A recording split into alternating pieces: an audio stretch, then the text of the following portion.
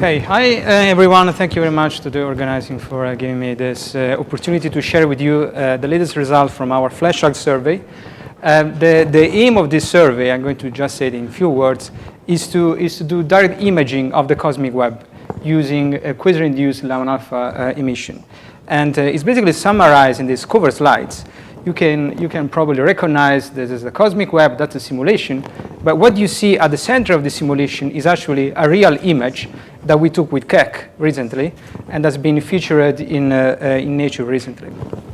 And many of my collaborators are actually in this room or in Santa Cruz today.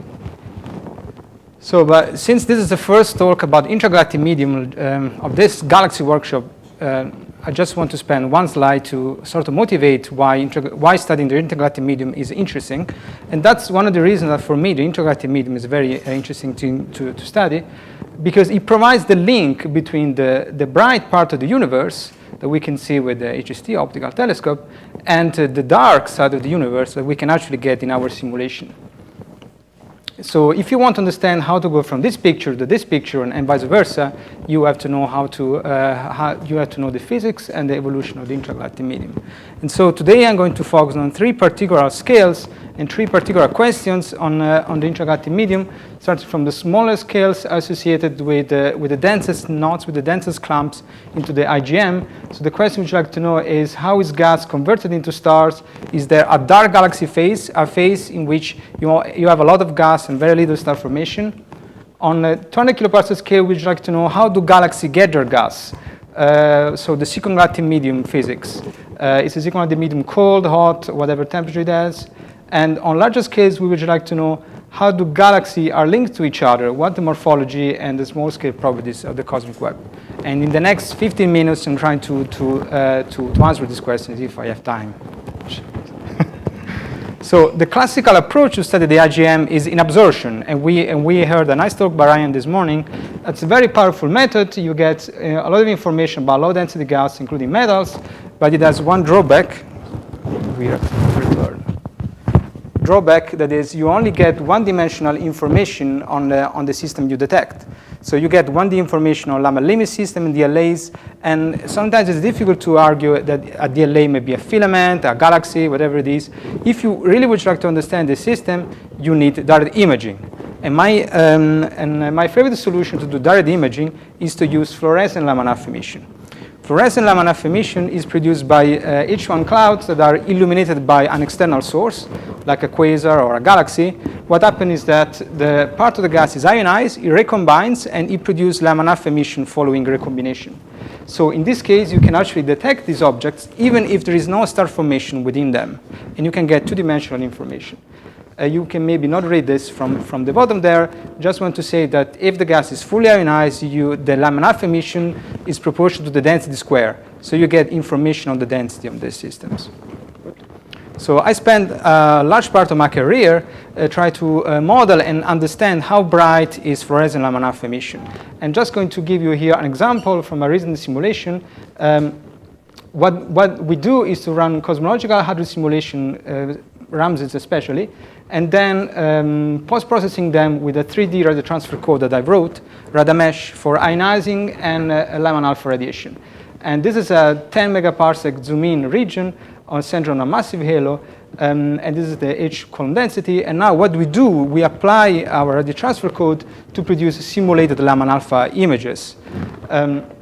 As you can see from this image here, when we include the UV background and stars, you can actually see the cosmic web, the structure there. But there is a problem. And the problem is that the surface brightness that you expect is 10 to the minus 20. So this thing is completely invisible with current facilities, unless you give me 1,000 hours of VLT or Keck time. But since that's not the case, we have to find a trick to make the cosmic web visible with our current facilities.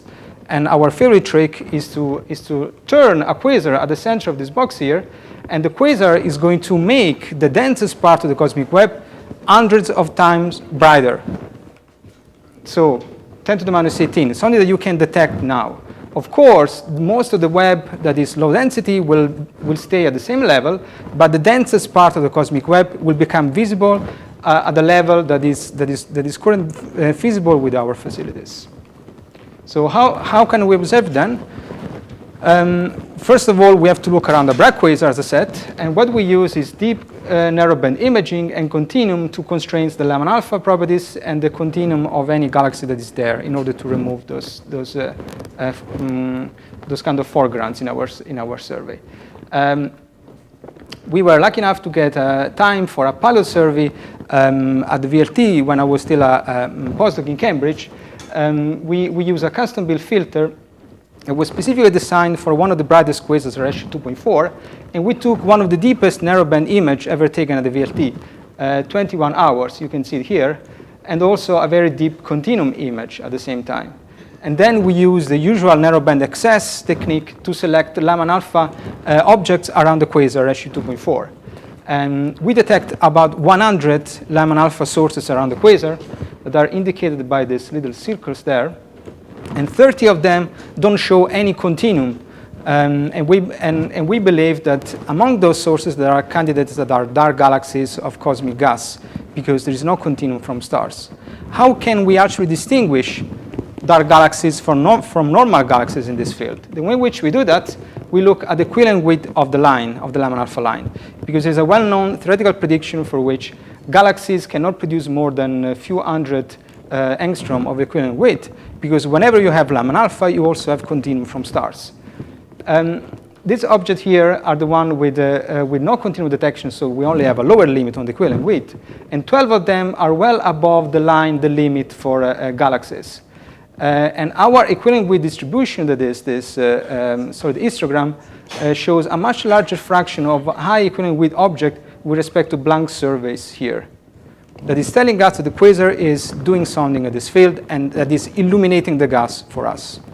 So how do they look like? Finally, I can show you an image of the dark galaxy. Here they are, little dots, not very exciting, but were very exciting for us because we were looking for them since a very long time. Here you see postage stamp images of the dark galaxies, of the gas illuminated by the quasar, and of the stars that are not there. You see no detection in the continuum. Even if we do a stack of all of them, we don't see anything in the continuum at all. We don't see any extended emission in Lyman alpha. This is probably telling us that these objects are very compact, so they are compatible to be very small proto-galaxies or very small dark galaxy, actually dwarf galaxy, we can say them, like Ryan showed this morning, but we know star formation in them. And the Lyman alpha, I want to stress, is coming from the illumination provided by the quasar that is megaparsec away from these sources. So we got 22 orbits of HST this cycle to constrain their sizes, so and try to understand how large these things are. What we can do with them, we detect them, but we can also constrain the physics of this early phases of galaxy formation. How? Well, the Lyman alpha emission depends on the density square, as I said. So the Lyman alpha luminosity is related to the gas mass. We can do it analytically or using full radial transfer simulation, that is these dots here. The results agree and are telling us that given the large Lyman alpha luminosity, the gas mass of this thing needs to be 10 to the 9 solar masses. So there is a lot of gas sitting there and not forming stars. Actually, how much stars are they forming? Well, from the stack, we can constrain the star formation rate, that's to be less than this value. It gives us a gas consumption time of 100 giga-year or larger. This means Redshift 2.4, a lot of gas sitting there, not forming stars, at the peak of the star formation history of the universe. Where are they of the Cantalupo relation? We can do this exercise, taking the upper limits on the size. That's the classical sequence in the Cantalupo relation. This is where our data is. If you cannot say it, I'm going to point it here, the people at the back. Far away from the Redshift 2 galaxies, but also from local galaxies. But actually consistent with recent theoretical modeling that were suggesting that low mass galaxy, high redshift with low metallicity will have very low star formation efficiencies. And with this method, we can actually constrain this early phases of galaxy formation. Let me move now to the second topic. You also saw in this plot here, there are some objects with continuum detection that are above this line. What they are? Well, the quasar is shining on any gas that is there. So it's not only shining on dark galaxies, but also on the circumgalactic medium on normal galaxies. And indeed, these objects here are objects with extended emission. One of them may be like a merger, but in this one here, I'm going to show now a zoom of this. the continuum subtracted narrowband image, shows filamentary distribution of gas around it with the scale and morphology compatible with the infamous cold streams, but also with Tadra streams. And I want to stress the quasar is 3 arc-minutes away from here, so that thing is very far away from the quasar. We got recently a 2D spectrum of this object, so I'm showing the spectrum in this direction here. The spectral shape it's double-peaked and compatible with cold, optically thick gas illuminated by the quasar. And also the kinematics seems to suggest that this is indeed just cold circumgalactic medium around this galaxy. And we're going to do a more detailed comparison with Lyman alpha radiation transfer simulation in the future. So after the success of the pilot survey, we decided here in Santa Cruz to build a much larger sample of quasar-induced Lyman alpha emission, and we built the flashlight survey. The target were 20 bright SDSS quasar redshift 2 with custom-built filters using Keck and Gemini. Unfortunately, 50% of our time was weathered out on Keck the last 2 years. But still, we were able to get at least 6 quasars and from Keck and 3 and actually 13 from Gemini. I'm going to show you now the first result from this survey. This is actually the result from my first night at Keck. I was sitting there at the telescope and waiting for the image to arrive. You know, if you want to detect this dark galaxy, it's going to take a longer time. You have to integrate things. Usually, you don't see much if you're an observer at the first exposure, unless you're looking at something very bright. So I was very surprised then when I saw this. You see here the narrowband image on the left and the continuum image on the right. Here is the quasar. And around the quasar, there is a huge nebula of about 1 arc-minute on site that was completely unexpected to us, given our previous result. Just want to stress there is nothing in the continuum in correspondence of that nebula there that is telling us that it's actually Lyman alpha emission at the redshift of the quasar. So this is a continuous subtracted narrowband image. Now you're looking at the Lyman alpha from this object there. You can see actually there are 2 objects. A is the main target quasar, but we discovered another fainter quasar here, B. And the Lyman alpha nebula is actually pointing towards this direction there. I just want to stress that the size of this thing is 500 physical kiloparsec. So this extends to well beyond the virial radius of this object. And there is nothing, and this is at least 3 times as large as the classical Lyman alpha blobs that were discovered before. So there is nothing compared to that was discovered before. And this is around a radio-quiet quasar. So we believe this is the first detection of an intergalactic filament, given its size. Nebula usually have a name. So I was sitting in front of the computer trying to find a name for these objects and for this nebula. And you know, I live in Santa Cruz, and most of the local people already recognize that this thing has a shape very familiar to you. Well, of course, it's the Lyman alpha slug, and that's the reason why this nebula has been called the Slug Nebula. You see here, that's the tail and the thing, and that's my collaborator there waving at you. I think it's X. Unfortunately, Nature editor didn't like the name. So in the Nature paper, you will find the telephone number of this thing.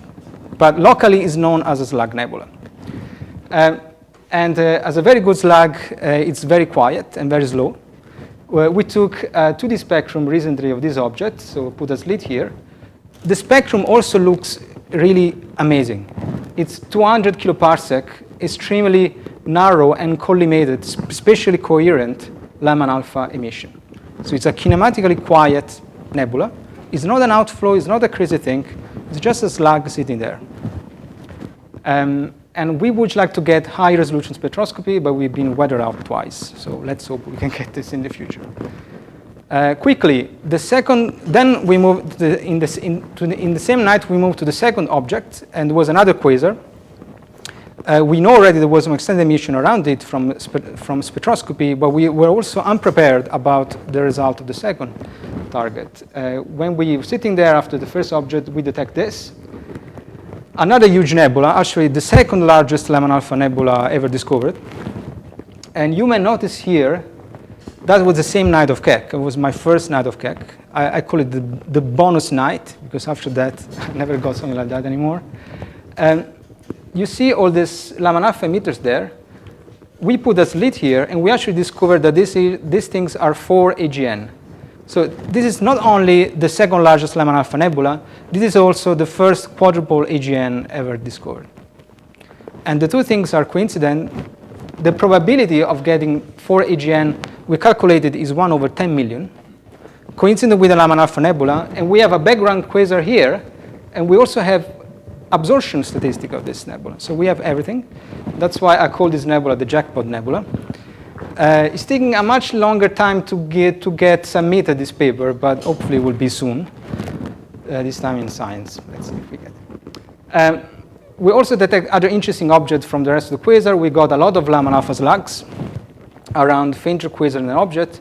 You notice that now I don't say Raman alpha blobs anymore because I think this thing look more like slugs than blobs. So we have a lot of Raman alpha slugs, and we also have several dark galaxies. I'm showing you one example. This is a very interesting one because it's extended, a very high equivalent width. This is the first extended dark galaxy we have detected. But quickly, let me go to the physical properties of this object. What we can say about the intragalactic medium now that we have seen it in emission. I'm going to show you two cases. A case in which we assume that the gas is mostly neutral, and so the emission is coming from scattering. In order to reproduce the slug, you need a huge DLA, basically, 10 to 21.5, like 20 arcseconds, and a total gas mass of a few times 10 to the 11. If you want to reproduce it with mostly ionized gas, then you still need a very large column density of gas, 10 to the 22. So the slug is so bright that is required a lot of gas mass there in order to be seen with respect to our simulation. Notice that in this case, the column density of H2 depends on the clumping factor because the Raman alpha emission scales like the density square. So the inferred gas mass is 10 to the 12 solar mass of cold gas in this object. Is there anything like this in the simulations? Well, people that know simulation know already the answer, no. I'm showing here now the column density distribution of a simulation smoothed at the same scale of the observation. We barely go up to 10 to the 21 in column density of gas. There is not enough gas in the simulation to explain what we see in the Raman alpha nebula. How does it compare with our cases? Well, of course, there is not enough neutral gas, and there is not enough gas if this is ionized and if the clumping factor is 1. The only way in which we can reconcile what we see in the simulation and the Slug Nebula is to actually assume that we are not resolving a lot of clumps in our simulation. If we increase the clumping factor to a factor of 50 or 100, then we can put these two things in a reasonable agreement. So this is suggesting us that we need more clumps into the IgM. So maybe Avishai can suggest that some VDI also there in the IgM on scales of 500 kiloparsec. And it's pretty intriguing because that's actually the same result that we get when we look in absorption around the quasar. And Marie is going to talk about that later, the QPQ program. Also, if you look in absorption, you need this large amount of clumps there. So I just move to the conclusion then, show you the new technique to illuminate the cosmic gas with the help of quasars. The first result from the flashlight survey, dark galaxy candidates, a lot of gas with high gas consumption rate, compatible with dwarf galaxy, high redshift, or some part of the metal poor DLA. Silicon galactic medium in emission, compatible with cold streams, two large intergalactic filaments. There is some tension with the models, and we need to understand how to put all those clumps there. And the next future, I'm involved in MUSE. You can ask me if you want to know more about that. And MUSE is going to be the ideal instrument to continue this survey in the future around quasar. And then we're also doing spectroscopy H-alpha with MOSFIRE September, October. So a lot of the new things is going to happen. That's just the beginning. So stay tuned. Thank you very much.